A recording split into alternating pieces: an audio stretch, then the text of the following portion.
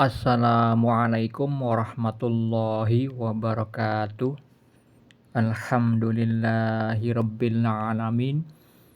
Allahumma shalli ala sayyidina Muhammad wa ala ali sayyidina Muhammad.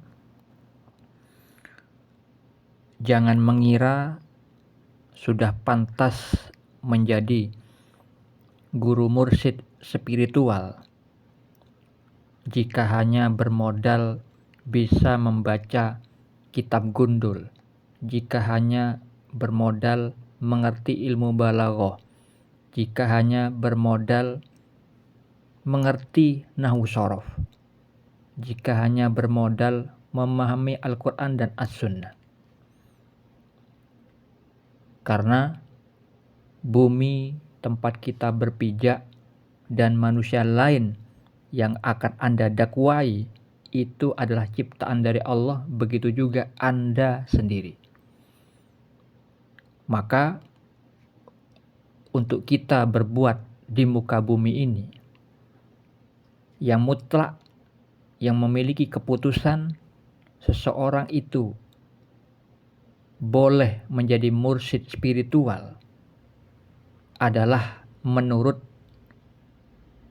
kehendak Allah, menurut takdir Allah. Apakah cukup dengan bermodalkan ilmu dari bacaan? Apakah sudah merasa cukup jadi mursyid ketika sudah bisa mengamalkan di dalam menjalani kehidupan? Kita lihat Imam Junaid Al-Baghdadi itu seorang wali. Ketika beliau itu dianjurkan untuk berkhutbah oleh guru beliau, beliau tidak langsung mengiyakan. Itu sikap kewaraan beliau, kehati-hatian. Kemudian didatangkanlah mimpi oleh Allah Subhanahu wa taala. Ketika tidurnya beliau bermimpi Rasulullah SAW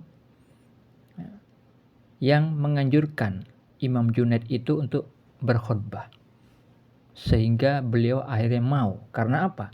Rasulullah SAW tidak mungkin salah di dalam memberikan anjuran, karena perbuatan Nabi Muhammad SAW itu atas wahyu Allah. Begitu juga ketika beliau hadir di dalam mimpi seseorang, itu adalah hakiki petunjuk dari Allah Subhanahu wa taala, karena disebutkan dalam sebuah hadis bahwa setan tidak bisa meniru Nabi Muhammad SAW. Nah, seperti itulah contoh kebenaran hakiki seseorang itu boleh berkhutbah, boleh menjadi pendakwah, boleh mengajarkan ilmu tentang agama Islam. Entah itu tentang syariat, yaitu peraturan-peraturan hukum halal dan haram, apa sekaligus dengan tarekatnya, tata cara pengamalannya.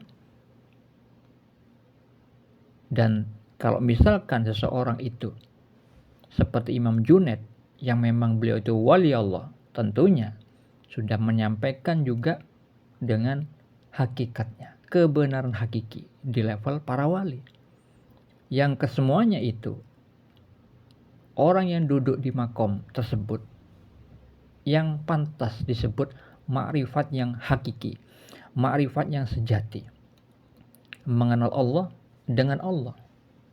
Allah yang beri keputusan melalui mimpi, yang mana mimpi itu adalah ciptaan Allah, sesuai firman Allah di dalam surat Az-Zumar ayat 42.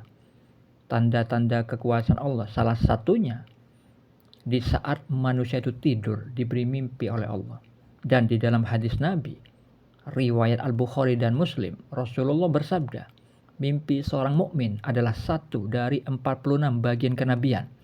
Di dalam hadis riwayat Ibnu Majah, beliau bersabda, mimpi seorang muslim yang soleh adalah satu dari 46 bagian kenabian. Yang itu berarti umat Islam yang levelnya muslim tapi soleh, umat Islam yang levelnya mukmin, apalagi ihsan, makomnya para wali, itu bisa mendapat peluang rahmat dari Allah, peluang pertolongan dari Allah berupa petunjuk yang hakiki dengan diberinya mimpi bagian kenabian. Yang dimaksud mimpi bagian kenabian adalah salah satu fasilitas yang dimiliki para nabi itu mendapat petunjuk yang hakiki melalui mimpi di dalam tidur mereka, seperti yang dijelaskan di dalam hadis riwayat Al-Bukhari, bahwa wahyu yang pertama kali itu diterima oleh Nabi Muhammad SAW itu berupa mimpi yang benar dalam tidur. Nah, ketika seorang itu diberi petunjuk oleh Allah melalui mimpi bagian kenabian, diizinkan mengajarkan ilmu Allah, entah itu sekedar ilmu syariatnya atau sampai kepada tarekat atau sampai kepada hakikat. Jika sudah mendapat petunjuk seperti itu melalui mimpi bagian kenabian, maka orang seperti itulah yang benar-benar sah menurut sudut pandang Allah, bukan menyangka dengan dirinya sendiri merasa pantas jadi mursyid dengan hanya modal membaca. Lalu bagaimana di dalam kehidupan modern seperti saat ini? Maka ada kisah nyatanya. Salah satunya adalah salah satu cicit dari almarhum Kiai Haji Hasan Sepuh Genggong yang terkenal kewaliannya. Salah satu cicit almarhum Kiai Hasan Sepuh itu juga mendapatkan mimpi bagian kenabian.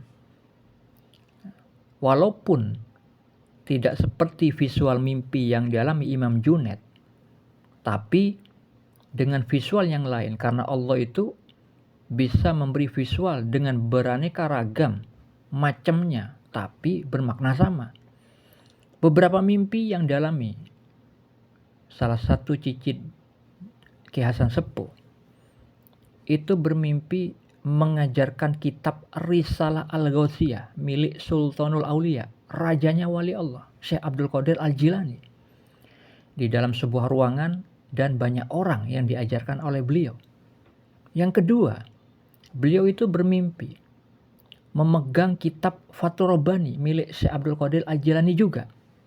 Fathur Rabbani itu adalah kitab tentang ilmu rahasia ketuhanan, ilmu Rabbani.